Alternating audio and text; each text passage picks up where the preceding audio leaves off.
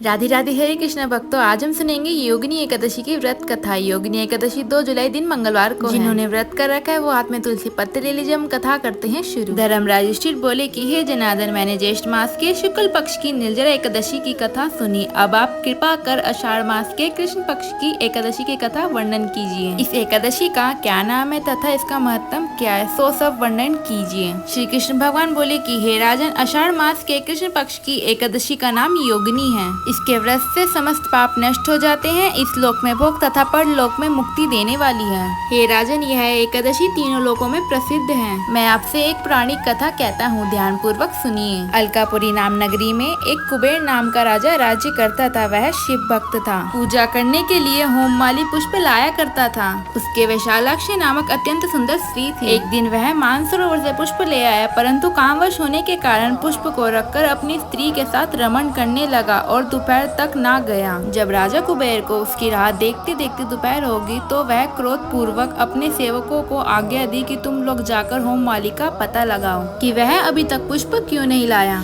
जब सेवकों ने उसका पता लगा लिया तो कुबेर ने होममाली को बुलाने की आज्ञा दी। होममाली राजा कुबेर के सम्मुख डर से कांपता हुआ उपस्थित हुआ। उसको देखकर राजा कुबेर को अत्यंत क्रोध आया। राजा ने कहा, हे महापापी महानीश, तूने मेरे परम पूजनीय ईश्वर के भी ईश्वर शिव जी का अनादर किया है। मैं तुझे श्राप देता हूँ कि तू स्त्री का वियोग भोगेगा और मृत्यु लोक में जाकर कोढ़ी होएगा। कुबेर के श्राप से वह उसी क्षण स्वर्ग से पृथ्वी पर गिरा और कोढ़ी हो गया। उसकी स्त्री भी उसी समय उससे बिछड़ गई। मृत्यु लोक में आकर उसने महा दुख भोगा, परंतु शिव जी की भक्ति के प्रभाव से उसकी बुद्धि मलिन ना हुई और पिछले जन्म की भी सब शुद्ध रही। इसलिए वह अनेक दुख भोगता हुआ तथा पूर्व जन्म के कर्मों को रमण करता हुआ हिमालय पर्वत की तरफ चला गया। चलते हुए वह मार्कंड ऋषि के आश्रम पर पहुंचा। वह ऋषि अत्यंत विद्वान तथा तपशाली थे। वह दूसरे ब्रह्म के समान प्रतीत हो रहे थे और उनका वह आश्रम ब्रह्म की सभा के समान शोभित हो रहा था।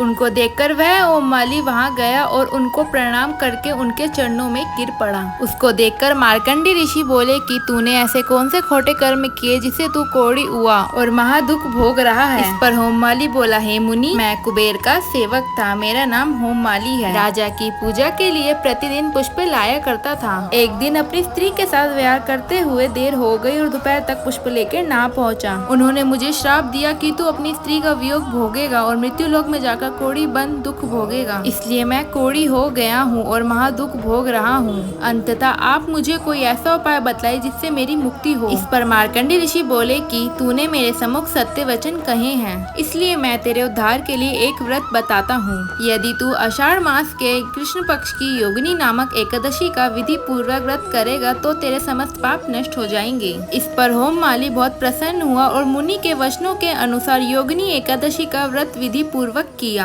इसके प्रभाव से वह फिर अपने पुराने स्वरूप में आ गया और अपनी स्त्री के साथ चला गया। हे राजन, इस योगिनी एकादशी की कथा का फल 88,000 सहस्त्र ब्राह्मणों को भोजन कराने के बराबर है। इसके व्रत से समस्त पाप दूर हो जाते हैं और अंत में स्वर्ग की प्राप्ति होती है। तो ये थी योगिनी एकादशी की व्रत कथा। जिन्होंने हाथ में तुलसी पत्र रखा है वो भगवान विष्णु के चरणों में समर्पित कर दीजिए। अगर आपको कथा अच्छी लगी हो तो कमेंट में जय एकादशी माता लिखना मत भूलिएगा। और अभी तक आपने हमारे चैनल को सब्सक्राइब नहीं किया तो कर लीजिए, क्योंकि हर एकादशी पे हम कथा की वीडियो डालते हैं। Thanks for watching. अगर आपको वीडियो अच्छी लगे लाइक कमेंट से सब्सक्राइब जरूर कीजिएगा। अगर आप हमारे चैनल पे नए हैं तो हमारे चैनल को सब्सक्राइब कर। जब तक के लिए राधे राधे हरे कृष्णा।